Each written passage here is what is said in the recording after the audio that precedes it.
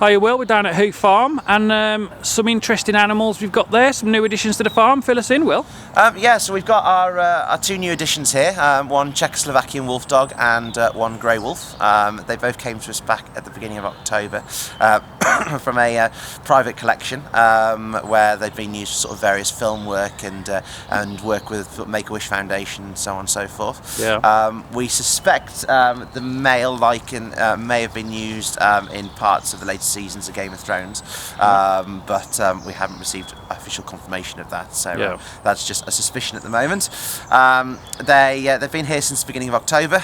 They are now on display for people to see. We've been giving them 3-4 months to get used to being around and having sort of seeing people from a distance, because even though they've been used for film work, as you imagine, those are usually sort of quite small sets and so on, they're obviously not used to big crowds of people, so we've been just sort of slowly getting them used to that. We're obviously sat here at the moment on the back of Storm Kira, or whatever they were calling it last weekend, so everything is looking a bit wet at the moment. So we can.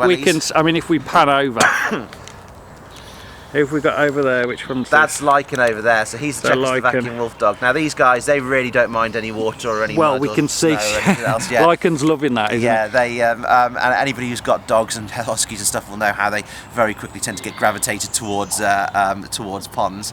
But do bring your wellies if you're planning on visiting this weekend. Yeah. But yeah, they've got this paddock here is just under an acre.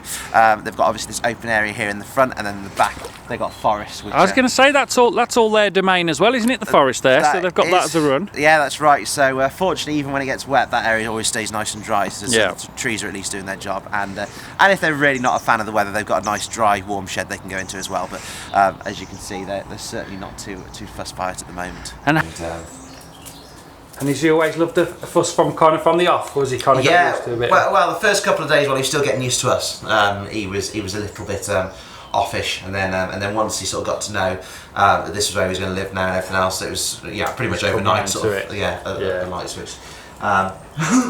We did work with him a couple of days of just obviously the area that we've just been in. There was the area that you stood behind, which is a little bit like a standoff, so we could sort of work in that and sort of give him his own space and allow him to come to us. Yeah.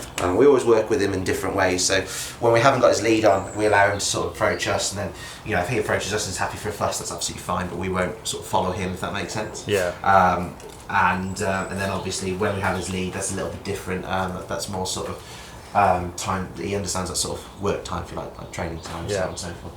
How are they just to kind of work with? Are they nice, friendly animals? Yeah, they're very, very easy to work with. We obviously have sort of strict working procedures of any animals like these, and even though they're wolves, it's obviously very tempting at times to treat them like dogs because they ultimately look like dogs.